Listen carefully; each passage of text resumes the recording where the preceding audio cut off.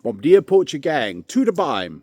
This is Portuguese filming laws, explained and perhaps even mocked. Let's check it out. A's good, A's good, A's good, A's good. Wicked. It's Portuguese good. Alright, before we get started, I noticed that many of you who enjoy my content still haven't gotten around to subscribing. It costs you nothing to subscribe, but it really, really helps me out. So go ahead and smash that subscribe button. Go on, smash it. And if you don't... That's ignorant. Alright, let's get into it. So, Portugal has some interesting laws when it comes to public filming, drones and dash cams. Now, while the laws are ostensibly designed to protect privacy, they often end up tangled in contradictions that frankly make little sense. Let's break it all down and have a laugh, or cry, at how absurd it all is. So, public filming laws. So, Portugal has strict regulations about filming in public spaces. While technically legal, the law stipulates that individuals filmed must consent to being recorded if they are identifiable. Yes, this means that technically every tourist video on Avenida de Liberdade is a legal minefield. Why it doesn't make sense. Public equals no expectation of privacy. By definition, public spaces are, well, public. If you're in a plaza or square or at the beach, you're in a space shared with others. Should we all walk around wearing balaclavas in case someone whips out their phone? Double standards galore. We tolerate being filmed in supermarkets, banks, and even by street cameras installed by the government. But heaven forbid that Joe down the street tries to capture the sunset and captures your face. Why is it fine for big corporations, but not for individual creators or journalists? Chilling effect on free expression. Independent journalists and citizen documentarians face unnecessary barriers to filming events like protests or public meetings. If they're constantly worried about consent, how will they capture reality? Drone laws. Now, flying a drone in Portugal comes with enough red tape to ground even the most determined hobbyist. You need authorization from ANAC, the National Civil Aviation Authority. You can't fly above 120 meters, and get this, you're responsible for not recording people without permission. Why it's laughable? People don't own airspace. Unless you're an airline, the sky isn't yours. Drones operate in public airspace, yet the expectation is that someone flying a drone over a park must ensure no one's privacy is violated. You know, is the next step requiring birds to get flying permits? Enforced ignorance.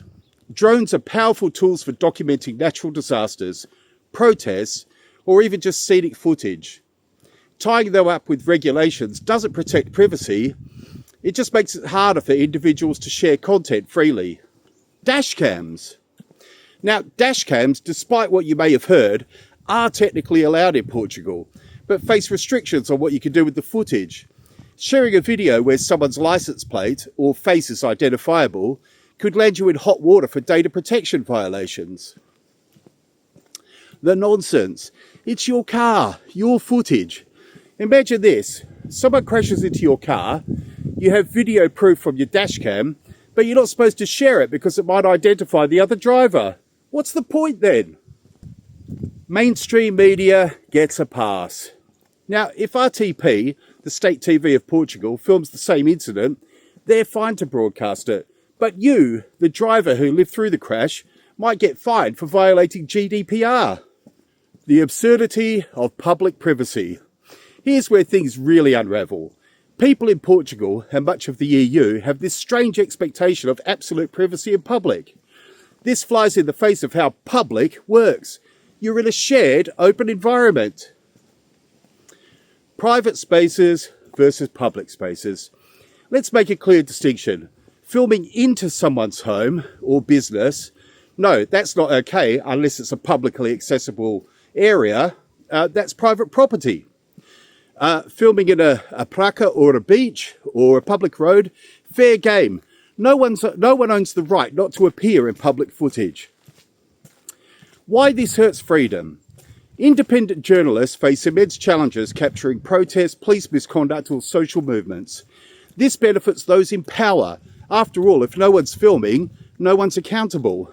Meanwhile, we trust mainstream media outlets to document events, despite their track record of editing reality to suit agendas. Independent voices need to be free to counterbalance these narratives. Why the double standards? Here's a fun experiment. Try filming in a supermarket. You'll probably be stopped and asked to delete the footage. But that same supermarket had dozens of cameras filming you. Why? Because corporations claim it's for security. The hypocrisy. Big corporations, governments and media outlets can film you at will, but individuals with a phone or drone are treated like privacy invaders, Why? It's all about control. If only big players are allowed to film, they control the narrative. Independent creators and journalists, too risky. They might show the truth. The role of EU law. The EU's GDPR, General Data Protection Regulation, is often cited as the big bad bogeyman here. While it aims to protect personal data, it's been weaponised to stifle independent voices. How? By creating an expectation that everyone filmed must consent, even in public spaces. The real impact. Citizen journalism is suppressed under the guise of privacy protection. Creative freedom is stifled as creators must navigate a maze of legal hurdles just to share their work. Why Portugal needs to relax. Portugal is a beautiful country with vibrant public life. The streets of Lisbon and Porto buzz with activity, but the current filming laws create an atmosphere of paranoia. Here's why Portugal needs to loosen up. Tourists are filming anyway. Good luck convincing every tourist to get consent from everyone in their travel vlogs. Independent media is essential. Mainstream outlets have failed us time and again. We need independent voices to challenge their narratives. Freedom isn't dangerous. People need to get used to the idea that being filmed in public is part of modern life. It's not an attack on privacy. It's an embrace of reality. Portugal, it's time to move forward. Public spaces are for everyone, and with that comes the freedom to document and share what happens in them. By loosening these laws, Portugal can empower citizen journalists, support independent creators, and embrace a culture of openness. Because really, if we can tolerate being filmed by supermarket security for the sake of safety, we can tolerate being filmed by Joe with his GoPro for the sake of freedom. But that's just what I think. I want to know what you think, guys. What do you think about the filming laws in Portugal? Let me know in the comments. As always, be respectful. It seems like a very controversial topic here. Sure, I'm going to lose some Portuguese subscribers over this. But yeah, guys, just have a think about what I'm saying. I'm telling you, you're being tricked. It's not an invasion of privacy. It's an invasion against freedom. Anyway, I think I'm going to wrap the video up here. If you like this type of content and you're new around here, please consider subscribing. And if you like the video, please give it a thumbs up. Muito obrigado, amigos. Ciao.